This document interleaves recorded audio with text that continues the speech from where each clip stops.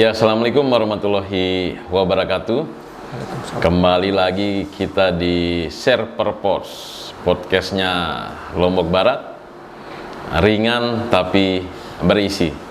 Kali ini kita akan kembali memperdalam atau lebih menggali tentang KOS Lombok Barat dengan program-programnya yang luar biasa. Kembali kita bersama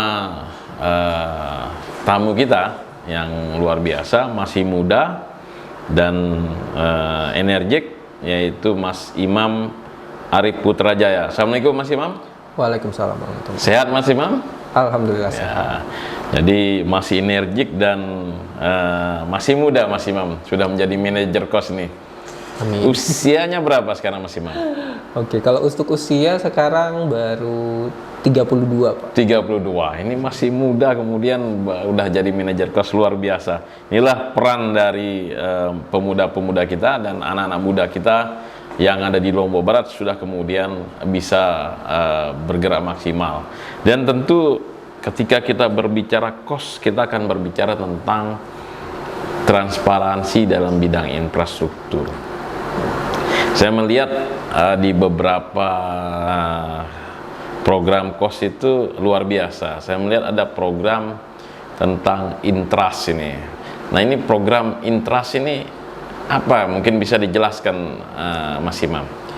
Baik, sebenarnya kalau untuk Intras itu ada kepanjangannya. Kepanjangannya ya. Infrastruktur Transparansi Portal. Jadi portal ya. Merupakan satu portal di mana masyarakat itu bisa mengakses data infrastruktur itu dengan mudah dari internet ya. Itu dasar awalnya kita pembuatan Intras. Untuk standarnya sendiri itu menggunakan standar KOS. Jadi memang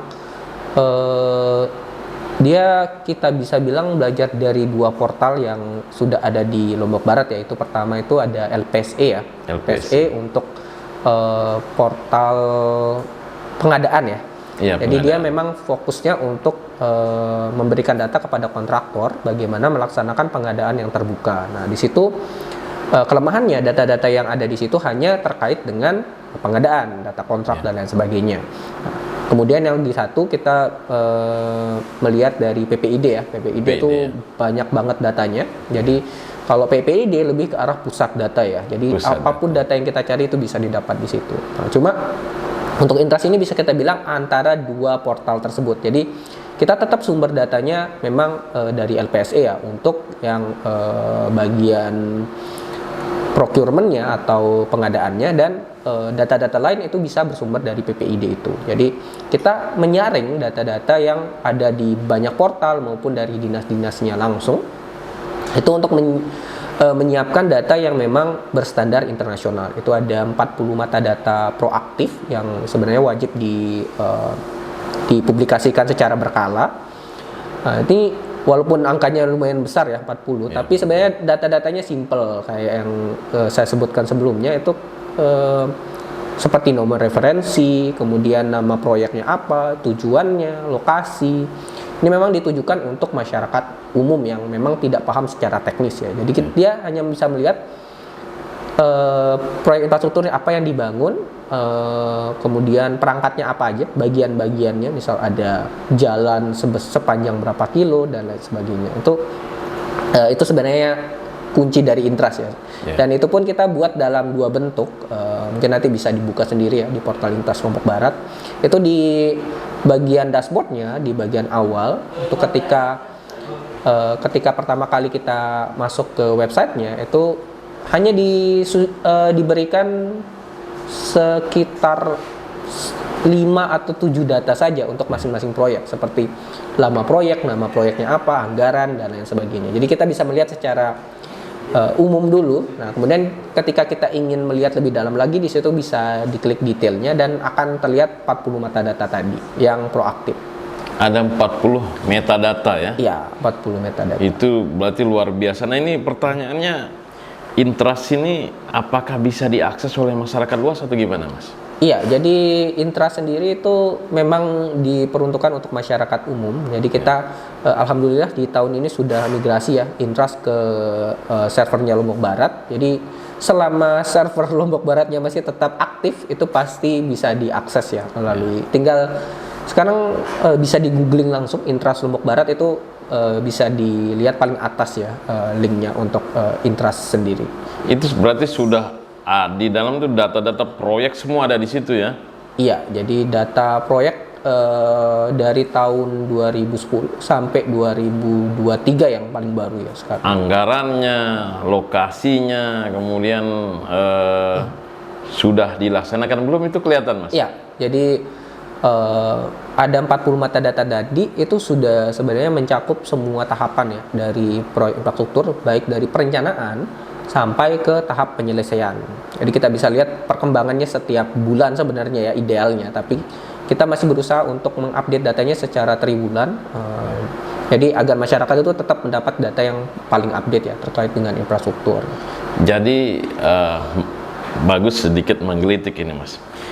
Intras ini portal ini kan. Nah, ini tujuan pembuatan portal Intras ini apa sih? Apa kira-kira Mas?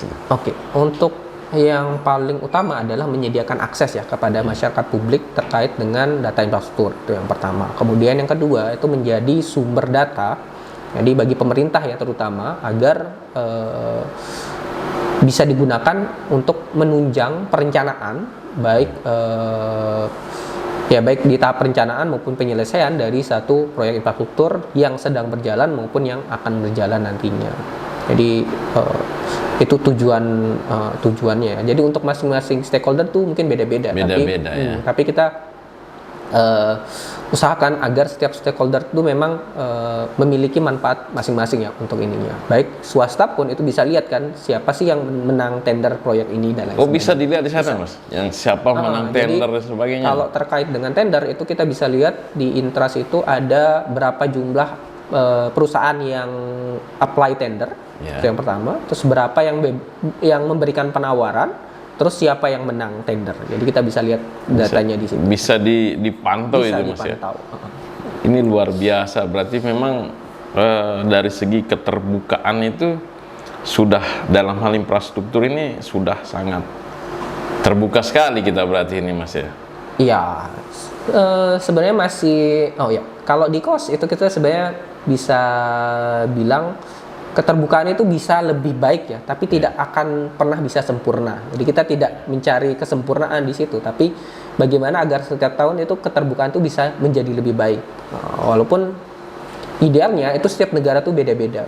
Iya.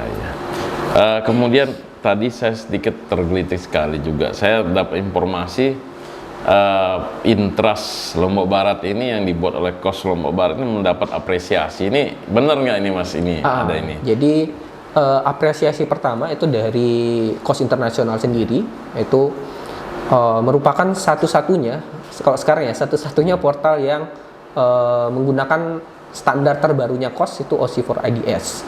Yang sebelumnya itu paling canggih itu adalah SISOX namanya, punya KOS Ukraina kalau nggak salah tuh, Ukraina atau mana, itu yang paling canggih, itu menggunakan anggaran APBN ya, jadi cukup besar. Itu pun masih menggunakan standar IDS, jadi standar KOS yang sebelumnya, yang belum kerjasama dengan OCP namanya. Jadi OCP ini salah satu organisasi yang fokus terhadap keterbukaan data pengadaan secara umum. Jadi dia memiliki standar data keterbukaan baik infrastruktur maupun pengadaan barang jasa ya. Nah, ini dikombinasikan dengan KOS IDS itu menjadikan OC4IDS yang sekarang sudah diimplementasikan di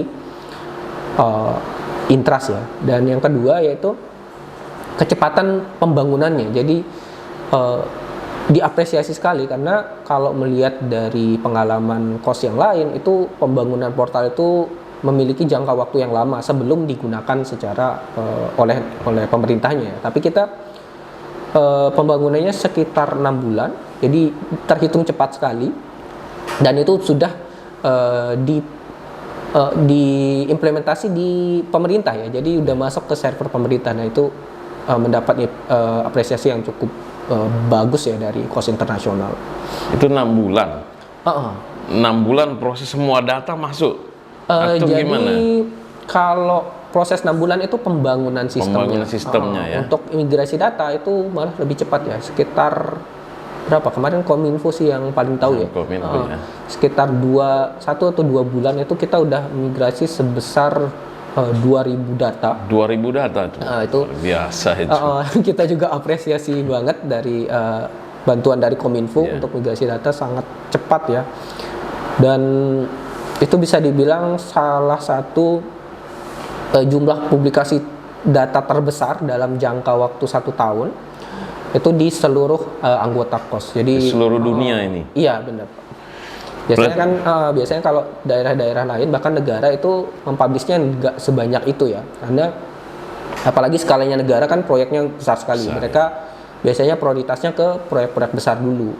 Nah, kalau di Lombok Barat kita karena memang kegiatannya migrasi data itu masif sekali terjadi penambahan data di KOS Lombok Barat itu menjadi apresiasi sih.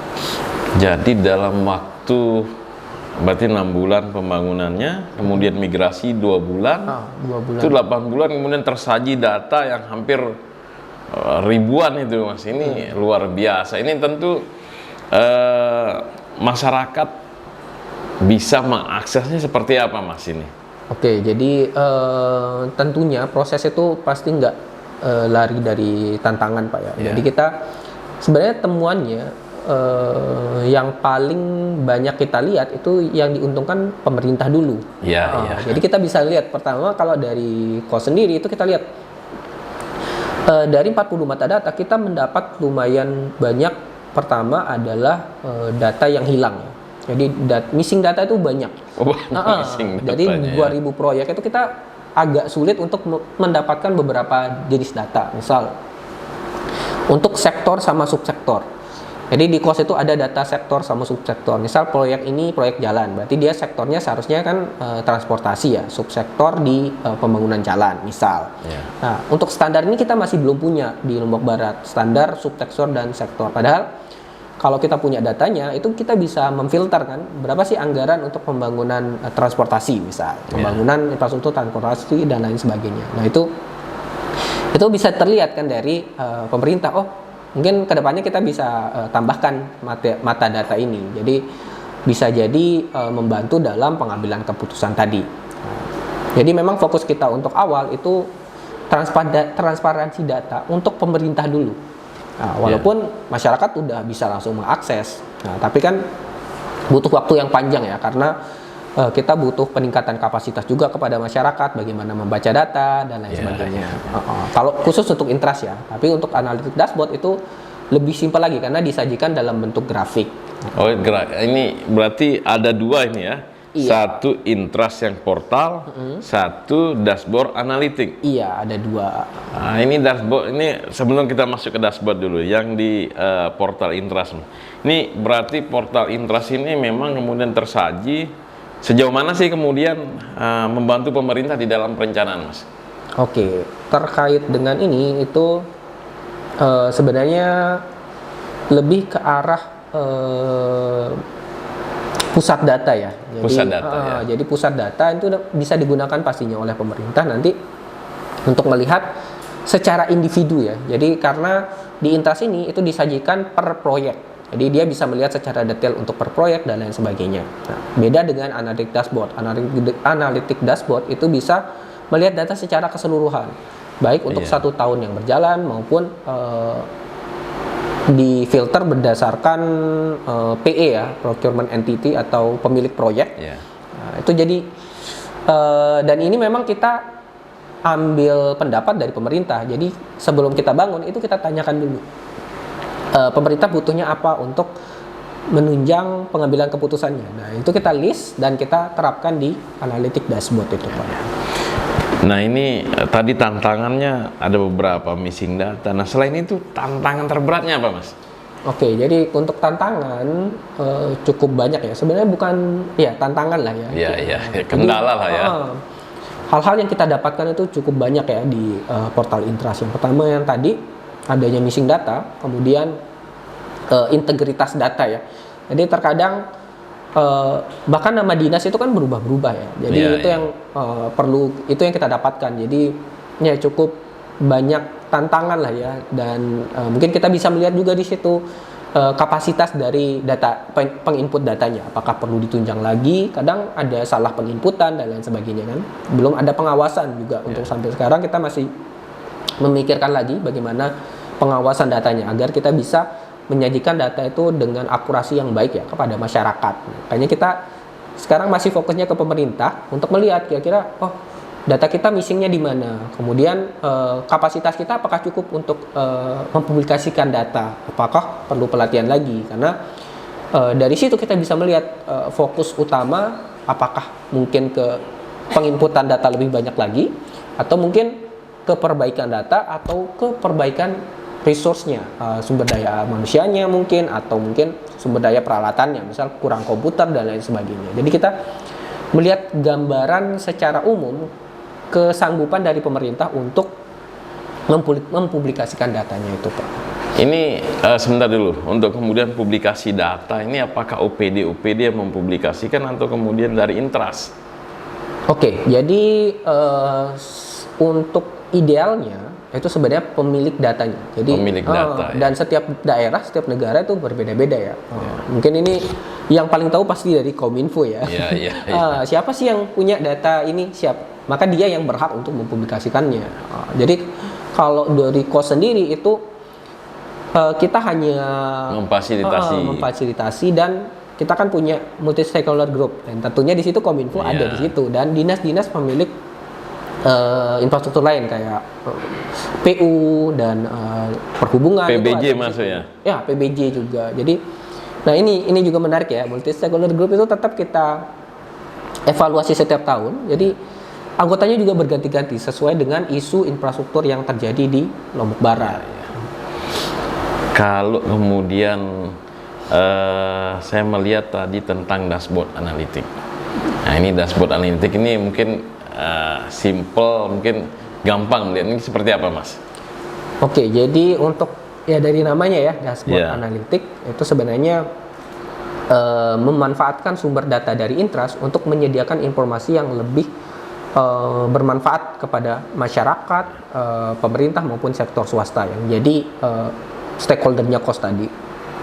Nah, di sini kita sebenarnya tidak ada blueprint atau patokan khusus ya, bagaimana sih bentuk dashboard KOS itu atau analitik dashboard KOS yang ideal ya. Itu sebenarnya balik lagi ke daerah masing-masing, kebutuhan. Jadi kita tetap sebelum membangun sesuatu itu kita lihat kebutuhannya. Nah, jadi kita fokus terhadap kalau kita membangun sistem itu harus digunakan. Tidak hanya ya udah ini ada sistemnya udah oke. Nah, seperti itu enggak. Jadi bahkan kedepannya itu kita berharap sumber datanya udah tidak diinput lagi.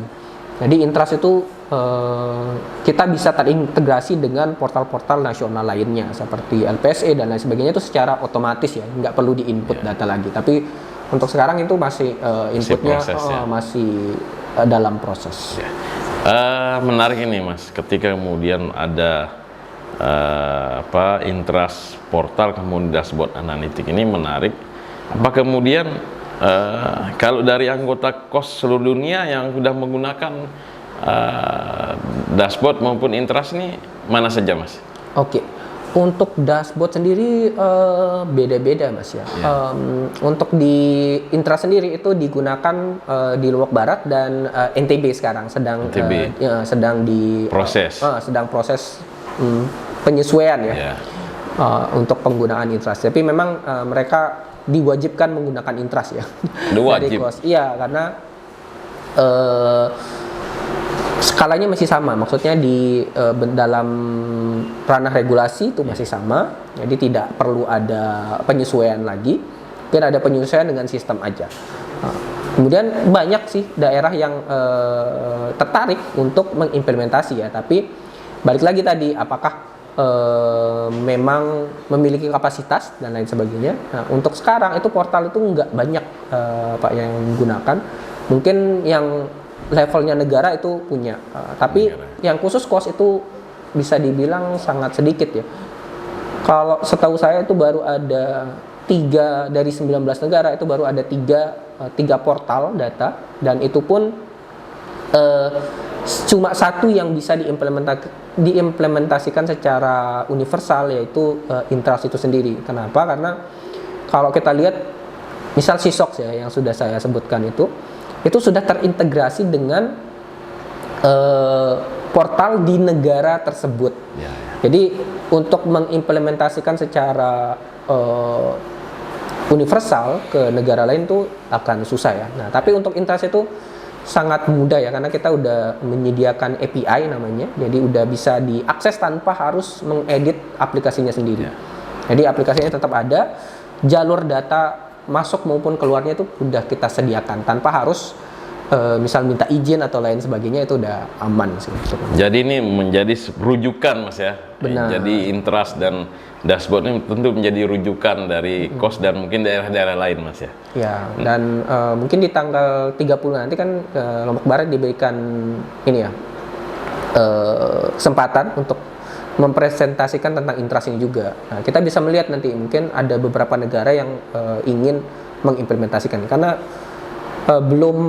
belum pernah kita publikasikan juga sih dalam rapat KOS internasional ya terkait dengan Intras ini. Baru tanggal 30 nanti mungkin kita bisa lihat dipublikasikan ya. Daerah mana sih yang ingin menggunakan seperti itu. Ya. Terakhir Mas, ini di dalam era keterbukaan saat ini kita punya Intras, kita punya dashboard tadi. Harapannya apa kemudian untuk tadi kan banyak tantangan ini. Harapannya apa Mas untuk kemudian bagaimana Intras dan dashboard ini bisa dimanfaatkan secara maksimal? Oke, untuk harapan sih ya yang barusan ya. Iya. Jadi bagaimana kedepannya nanti Intras ini bisa bermanfaat secara maksimal, itu tidak hanya untuk pemerintah tapi masyarakat maupun sektor swasta tadi. Itu harapan yang paling besar ya kalau dari portalnya. Kemudian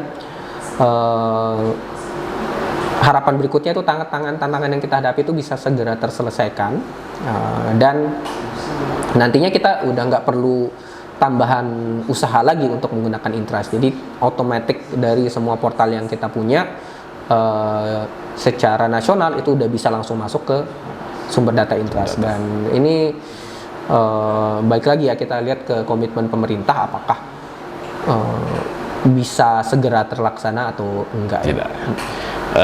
Terakhir, jadi setelah harapan tentu kita bergerak di terakhir. Optimis portal Intras dan dashboard ini akan berjalan maksimal sampai selanjutnya Mas?